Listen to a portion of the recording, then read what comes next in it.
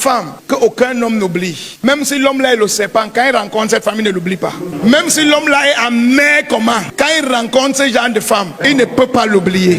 Elle s'appelle Abigail. Quand Dieu veut te bénir, il te donne Abigail pour épouse. Quand David a épousé Abigail, il a été établi sur toutes les tribus d'Israël. Mais c'est Abigail qui a porté David.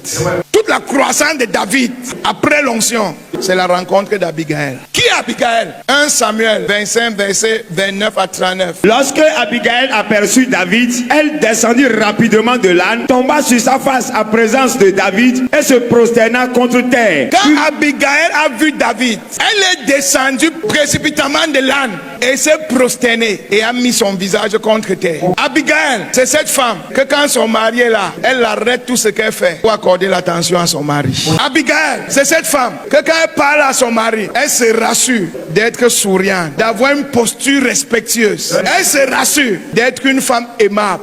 La Bible dit, dès qu'elle a vu David, elle s'est prosternée. Ce n'est pas ce que tu dis, c'est comment tu dis. Femme, écoute-moi. Ce n'est pas ce que tu dis, c'est comment tu dis. Et avec quelle contenance tu dis. Lève-toi. Tu es sa femme, il est ton mari par exemple. Tu veux l'argent de nourriture.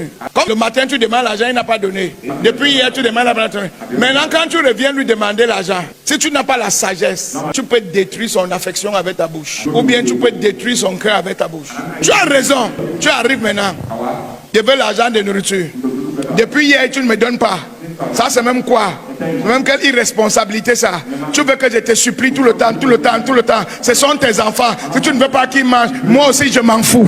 Tu as raison, mais tu manques de sagesse. Peu importe combien il te donne maintenant, il te donne à partir d'un cœur amer. Et certains prêts disent, donne-moi.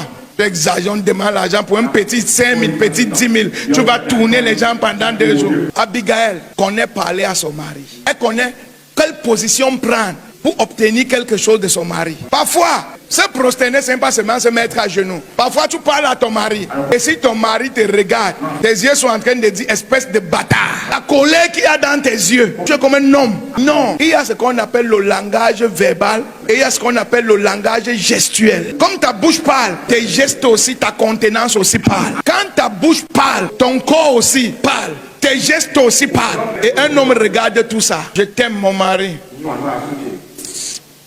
Tu as dit une chose et son contraire en même temps. Et le cerveau de l'homme capte ce qui est mauvais plus que ce qui est bon.